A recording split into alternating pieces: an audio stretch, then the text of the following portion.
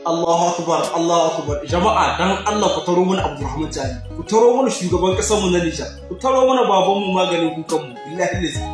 Babu duk inda yake ya hau. Ran maza ya ɓaci. An tada jiragen yaki. An tada motocin yaki. An tada drone na Nijar wa'annan. An tada drone. Wurin bugu 'yan ta'adda. Kadiba gari sojoji suna can suna fafutuka suna kashe makiya. A ranar jiya da Nijar gaskiya ta tada manya-manyan jiragen da ba a yi tsammani za a tada su ba. Ji ba gari fannin Nijar ce fa. 'Yan ta'adda ne ake bugu fa. Drone ne na Nijar fa. An tada shi. An tada jirgin yaki. Helicopter wannan an tada shi. Voilà. Ga motocin yaki ga sojojin kasa ga na bisa ga drone kuma. Inna lillahi wa inna ilaihi jama'a ku taro wani Abdurrahman Tani. 'Yan ta'addan gare sun kici sun ki canyewa. Abdurrahman Tani abun ya ishe shi ya sha mai kai. 'Yan ƙasar Nijar suna ta kira suna ta kai kukan su gwamnati kan matsalar tsaro. Abdurrahman Tani da ya ran maza ya ɓaci billahi lillahi. An tada jiragen yaƙi ba sani ba sabo. Duk wanda ya san ɗan shi na ta'addanci, to ka ce mai billahi lillahi lokacin mutuwa shi yayi. Abdurrahman Tani bai zo dan yayi wasa ba. Abdurrahman Tani ba ya zo ne dan ya kalle ku ba. Baba Tani ya bi ku da tausayi, ya bi ku da lalama, yana dibin ku 'yan ƙasar Nijar ne. Ba a son a yi abun da za a kashe wani ɗan Nijar. Ana so ku zo a haɗa kai a gyara ƙasar Nijar.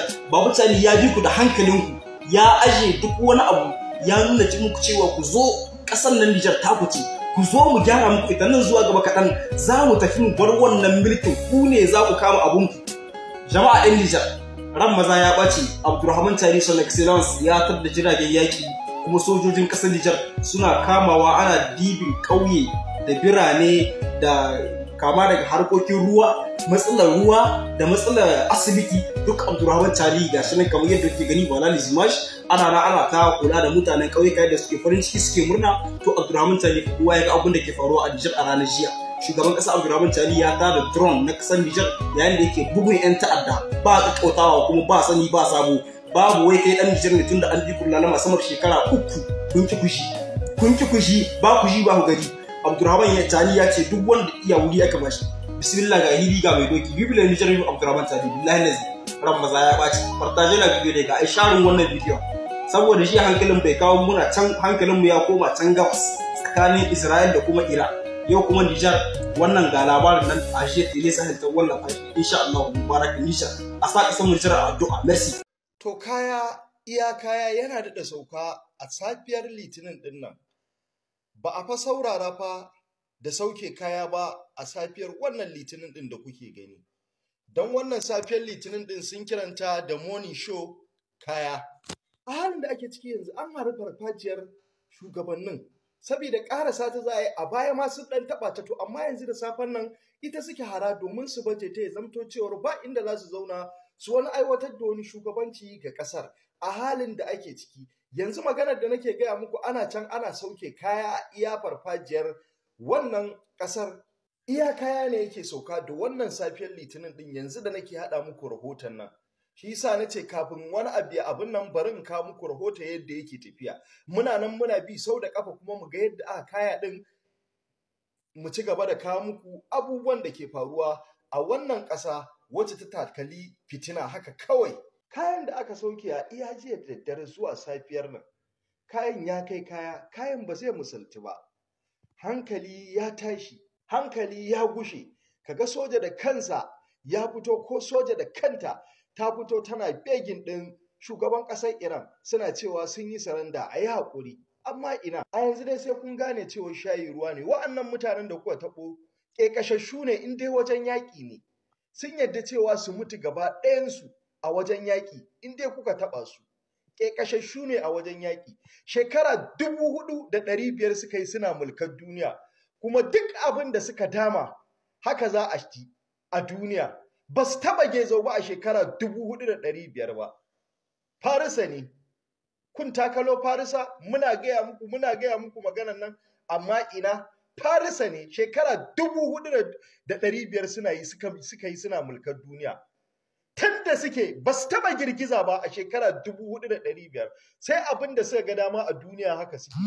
Mutane ne ƙeƙashashu wanda sun riga sun ƙeƙashe wajen ba ruwansu da wani ransu in dai ransu ya riga ya ɓaci ko a menene to za su yi fitar ɗango kuma za su nuna cewar yin ɗin za su yi ba kuma girgiza da za ta zo musu ko wani balahira ko wani tsoro, domin tun kafin duniyar ma a santa ma, domin tun kafin duniyar a waye su suka mulki duniya sama da shekara 4,500 ba taɓa girgiza ba. Farisa ce, Iran ce.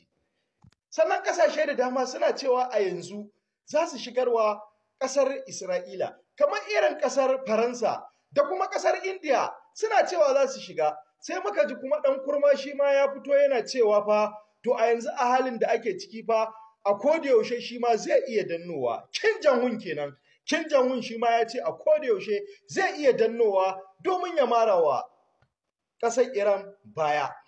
Sannan yau mutane suna zaton cewa za su sassauta da sauke kaya da wannan ranar har izuwa daren da za a wayi gari Talata, to kar wanda ya zata cewar za a sassauta da sauke kaya a wannan ranar ta Litinin har izuwa dare. Babu wannan lokacin. Har yanzu akan sauke kaya suke a wannan ƙasa da suka takale su fitina. Kuma ina gaya al'umman musulmai, mutane ne Yahudawa sun san kaidi, Yahudawa ne sun san kaidi, ba dariya za ku tsaya yi ba. Yahudawa ne sun san kaidi, ba dariya za ku tsaya yi ba. Addu'a Allah ya ɗaura mu a kansu shine addu'a za ku yi, Allah ya ɗaura mu a kansu. Dukkan kaidin da kuke nufi za su iya yi domin su cimma burinsu abin da suke so. Kaidi ne, suna da kaidi ya fi miliyoyi ma kaidi irin nasu. Duka gaba ɗaya ƙasar za su iya suma, za su iya kuka, su nuna cewar gaba ɗaya sun bani sun lalace, amma kaidi ne. Kaidinsu ya wuce zaton yadda kake zaton wa'annan mutanen. Shi yasa muka gaya muku cewa ku ta addu'a ba dariya da Bayahudi. Kaidi suna da kaidi. Ba irin wahalar da basu ba shugabanmu ba Annabi Muhammadu sallallahu alaihi wasallam da irin kaidi ɗinsu, amma gaba ɗaya kaidin nan sai da ya dawo yana hannun Annabi Muhammadu sallallahu alaihi wasallam. Duk ta inda suka biyo ya riga ya san kaidin, shine ya bayyana mana su a hadisansa, ga sunan kuma a Kur'anin Allah sun fito irin kaidi kala-kala na wanda za su cutar da al'umman musulmi. Shi yasa muka ce muku ba dariya za ku dinga yi ba, addu'a Allah ya ɗaura mu a kansu, Allah ya karya su, Allah ya tarwatsa su da masu goya musu baya. Shikenan Allah ka saita mana al'amura saboda Rasulullahi sallallahu alaihi wasallam.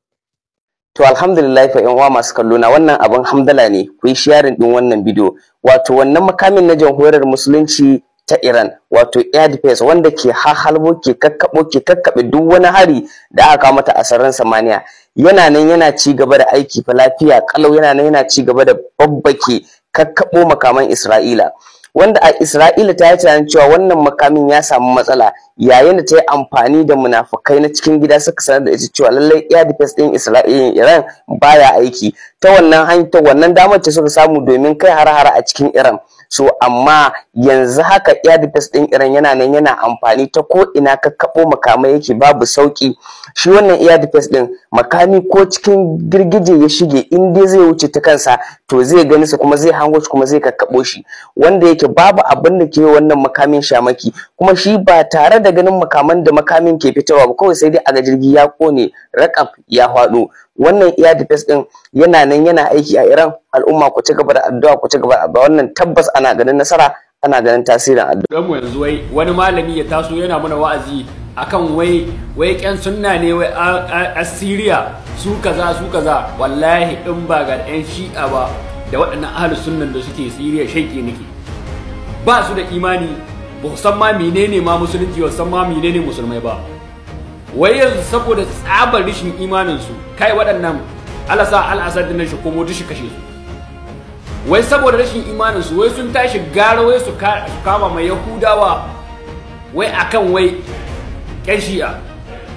Wai sun tashi sun ɗauki makamai kama mai Yahudawa za su yi akan wai mai faɗin la ilaha illallah.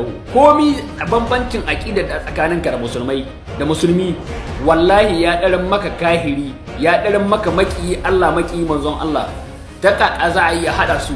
Amma wallahi wai dan wani abu, duk malamin da ya fito ce wai zai kwatanta wani wai ahlus sunna ne waɗannan menene, in dai sunna haka take irin ta waɗannan ƴan Siriya, wallahi ba sunna bace ta gaskiya, sunna ce ta ƙarya suke yi, kuma ba su da imani. Kuma yanzu ne ma na ƙara ganowa menene dalilin da yasa al-Assad din nan ya kammai musu kisan gilla, saboda ƙarna ne, ba su da imani, ba su san menene addini ba.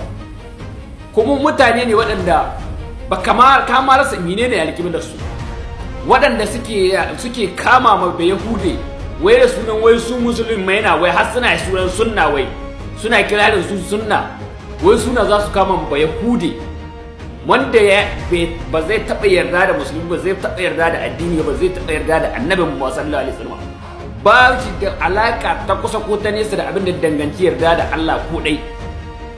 Wai shi su gane wai gara su je su kama musu saboda wanda ya mulke su dan shi'a ne, gara su je su kama waɗannan baƙaƙen arna, baƙaƙen Yahudawa. Dan Allah ya za ku kawo ga cikin kanku. Duk wani abin da kun ga ya faru akan waɗannan daidai abin da ya kamata a yi musu kenan, su ma kansu Isra'ila ta ba barin su ta yi ba, amma wai gara su kama mata da su kama ma ƙasar musulmai.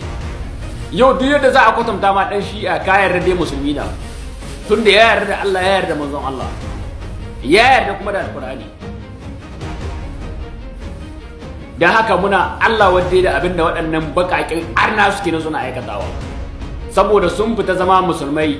Duk wanda zai kama ma Yahudi a kashe ɗan uwan shi musulmi ya fita zama musulmi, ba musulmin kirki ba ne. Mun yi tir da Allah wadda da su. A can baya dai an rude mu, an nuna mana cewa an hana mu sunna jin daɗi, ƙasa sun hana mu sunna jin daɗi, sun yi wane ne, yanzu ƴan sunna sun zo sun kama waɗannan ƴan sunna ƙarya bane, ba ƴan sunna gaskiya bane. Mun yi tir da Allah wadai abin da suka aikatawa, kuma Allah wadaran halin su. Assalamu alaikum wa rahmatullahi wa barakatuhu, yan uwa masoya na fadin duniya. Duka muna fata alkhairi. Allah subhanahu wataala Allah ya ba mu zaman lafiya a ƙasar mu ta Nijar, a duka inda muke masoya na fadin duniya, duka ɗan Nijar. Allah subhanahu wataala Allah ya haɗa kawunan mu. Shugabannin ƙasar mu masu albarka na CNSP, Allah subhanahu wataala Allah ya ƙara ɗaukaka su akan makiya. Allah ya kara darajar shugaban ƙasa mai albarka Abdurrahman Chani, gwarzon duniya, garkuwar 'yan Nijar zaɓen Allah. ‘Yan uwa, jiya mun zo mu yi taro bisa ga harakokin ko da ne zo dai taron ma ya wace, to amma mun koma daga baya mun ɗan zo mu yi ‘yan magunguna insha Allah.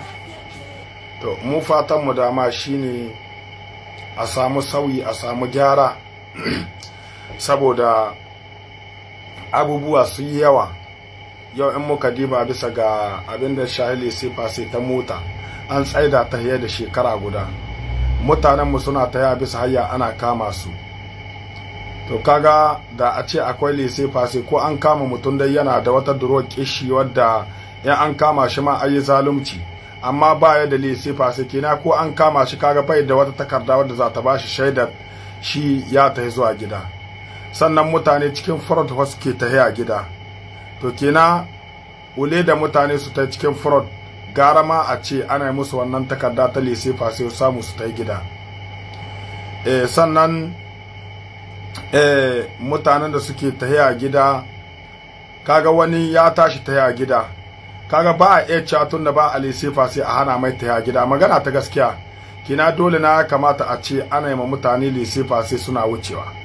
Sannan abin da nake so gare mu yan gwagwarmaya, mu baraida da wani ma'aikaci na cikin safara ko wani dan kamisho ko wani mamba na ukon sai ko wani mutum ya zaka ya bata muna, wani mutum ya ce muna ai mutum nan barawo ne, ai mutum nan lala mutum ne, mu tai mu doka ba mu san abin da a tsakanin su da wannan mutum ba. Kina ya kamata mu zan kiyayewa. Aba in baka da shaida a kai nai bai kamata ba kai magana a kai nai. Mu fatan mu abin da muke so shine a gyara saboda mi, saboda gaskiya abubuwa su yi yawa. Ya in kuka diba mutum ba don mutum ne adda kuɗin hawan jirgi ya tafi zuwa gida ba don mutum adda wannan ba. Tunda jirgi yanzu mai sauka agadas 2000 ake ɗauka shi da jine 700. To kaga wani bai da 2000 din, mota yake hawa. Yanzu motar ma ita kan ta lalace, kaga mutane tura mutane cikin fraud, waɗansu ana kama su bisa hayya. Kina kiran da muke yi ga ambasadar da kanshi, ko in ce ga ambasad da kanta ta Nijar, gaskiya ya kamata ku yi wannan laissez-passer ta mota. Wannan shine dama kiran mu a gyara, kuma wanda kuka san da lalakun mutane ne masu gurɓata tahiya, wanda suke ba mutane na gaskiya ne ba, to ku raba kanku da su, ku yi abu ta ku odewar de l'ambassade. Wannan shine kiran da muke muna. A gyara, saboda mi, saboda wallahi yan Nijar kinnan suna cikin wata muguyar kama a cikin nan Libya. Ya kamata duk wanda an kasan da yana cuta, wanda an kasan da ba mutunan kwarai ne ba, to ya kamata a samu, idan mai shiriwa ne Allah ya shirye shi, idan ba mai shiriwa ne ba, to kuma duk wanda aka kama da laihi, in dai ku kun kama shi da laihi mutanen ambassad, to ya kamata ku hukunta shi kowane ne. Wannan shine abin da muke so a yi muna. Saboda mi, saboda mun sani daga cikin ambassad akwai mutanen kirki wanda suna aiki na kwarai, wanda ba sai na sitan sunan su ba, amma kowa ya san suna aiki na gaskiya, suna taimaka ma mutane, har karhe biyu na dare suna zuwa soyin mutane ayyuka, mun sani. Amma aka ce dan wake guda yake bata gumba. Kina kiran mu wanda duk kun kasan da ba mutunan kwarai ne ba, ya kamata ku taka mai burki, ku san da cewa alhakin yan Nijar yana bisa wayanku. Wannan shine sakon mu, a gyara a mai dole sai fase. Mu wannan magana laissez-passer da muka yi ba wai dai yan kamsho muka yin su ba. Mu muna son dan Nijar duk wanda ga son shi ta gida a yi mai laissez-passer. Iya ga dama ya bi hayar dan kamsho, iya ga dama ya zo Madina ya bada takardar shi ya hau mota zuwa Sabaha. Wannan shine muke so. Ba wai dole a ce sai yan kamsho ne dole sai ka hau bisa hayar mota yan kamsho, a'a. In an yi ma takardar ka ta laissez-passer, yanzu ne ta ni ce ne a son takardar laissez-passer, an kai min laissez-passer ta, in na ga dama in bi hayar dan kamsho, in na ga dama in tahi alagar in zo in hau mota ta in tai zuwa Sabaha. Wannan shine abin da muke so a yi muna, abin da muke so a gyara. Assalamu alaikum wa rahmatullahi wa barakatuhu. Yan uwa, ina muna fata alkhairi. Yan uwa, ku fartaje wannan bidiyo, yana da muhimmanci. Ina muna fata alkhairi. Assalamu alaikum. Dan Allah ku yi hankuri, ban taba kiran muku Allah ba, ku yi hankuri ku saurari bidiyon nan, kuma ku yi sharing kinta. Ga Faransai ne amma zan yi muku tarjama kaɗan kan dai akai ga bidiyo. Tun 1968 lokacin da Pakistan ta yi arm nuclear wanda a gare ta. Pakistan ta yi arm nuclear ba da sunan kasar ta ba, ta yi shi ne da sunan musulunci. Arm nuclear na Pakistan na musulmin duniya ne. Mu ba mu da labari, yanzu ne labari ya hayo sama. Ku saurara ku jiya, arm nuclear wanda aga Pakistan ashe associé na ta yi da Iran depuis 1968 sun kai shi tare, nasu no su biyu. Wai yanzu ne aka yakin Iran da ta yi arm nuclear, ashe sun dade suna da, wanda Pakistan ta bayyana tana da, ashe sun raba kowa da kowa, kowace kasa na da wata. Iran boyewa na ta yi, na ta bata bayyana ba. Ku saurari bidiyon na attentivement dan Allah, ku yi sharing kin shi, ku yi partager. Shi na da sai. Qui a bien pu aider l'Iran à s'équiper de ces fameuses centrifugeuses? Les soupçons des services occidentaux vont se tourner vers le voisin pakistanais, le seul pays musulman qui a déjà testé sa propre bombe atomique 4 ans plus tôt.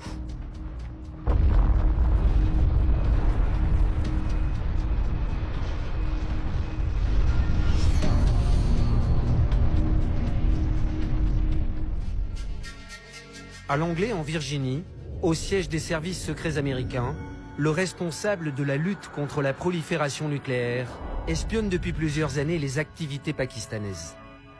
L'agent secret Richard Barlow fait rapidement le lien entre les centrifugeuses découvertes en Iran et le Pakistan. Nous savions tout ce que les Pakistanais faisaient. Je dirais que nous avions à la CIA les meilleurs renseignements sur leur programme militaire nucléaire.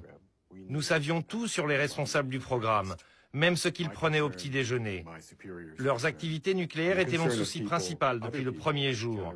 C'était aussi le souci de mes supérieurs et de tous ceux qui luttent contre la prolifération nucléaire au département d'État, au ministère de l'Énergie et à la Maison-Blanche. Nous savions depuis le début que le scientifique Khan et le Premier ministre du Pakistan allaient développer la bombe islamique. Ce n'était pas qu'une bombe pakistanaise.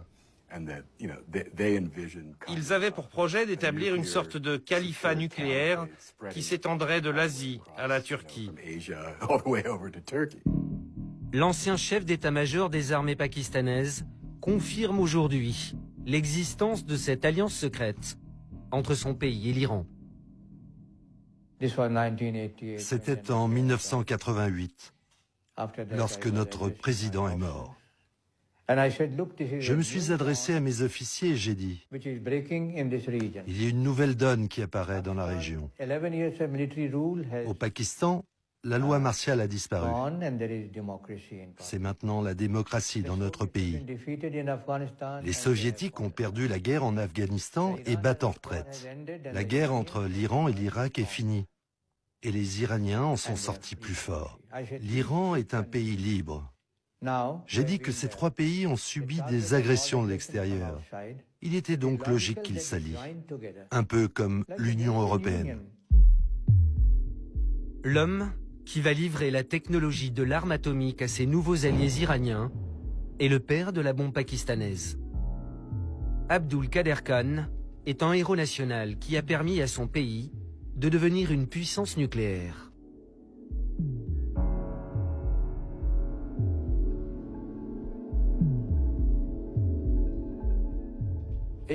La plus forte contribution d'Abdul Qader Khan a été d'importer la technologie de l'enrichissement de l'uranium de la compagnie hollandaise Urenco. Il a travaillé en Belgique et en Hollande. Quand il était là-bas, il a eu l'opportunité de voir tous les plans des centrifugeuses. Il les a photocopiés, traduits du hollandais à l'anglais et il a rapporté ces informations au Pakistan. Il a ensuite fabriqué sur place des centrifugeuses à partir de ces plans. Il a volé tout simplement les documents de cette compagnie et il est revenu au Pakistan. Il a créé ces centrifuges et il a peu à peu réussi à obtenir assez d'uranium enrichi pour construire les bombes pakistanaises. Le Premier ministre a donné toute liberté à Abdul Qader Khan. Il lui a donné l'argent et la liberté d'aller où il voulait pour emprunter ou voler la technologie où qu'elle soit. C'est dans ce laboratoire proche d'Islamabad que le docteur Khan va commencer à fabriquer discrètement des centrifugeuses qui ne sont pas uniquement destinées à son pays. Au début, le but du laboratoire de Khan était de produire de l'uranium hautement enrichi pour le programme nucléaire pakistanais uniquement. Mais assez rapidement, Abdul Qader Khan et certains généraux de l'armée ont senti qu'il existait un marché qui pouvait permettre de développer les exportations du pays.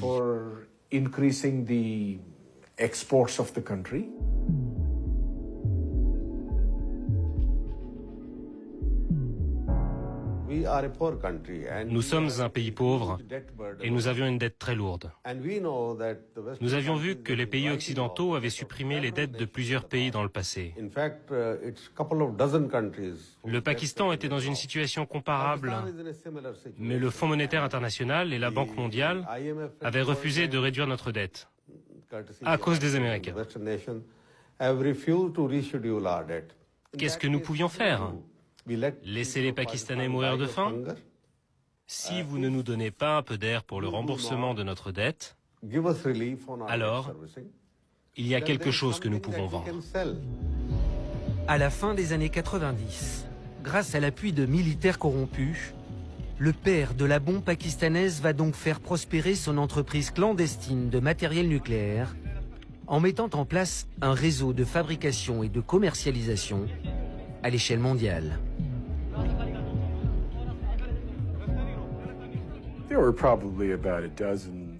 Domin kara mana kwalin gwiwa, ka danna mana alamar like, sai ka danna wannan rubutun nan da kake gani abone, sai ka danna kararrawar sanarwa domin a sanar da kai da zarar mun ɗora sabon bidiyo ba tare da bata lokaci ba. Mun gode.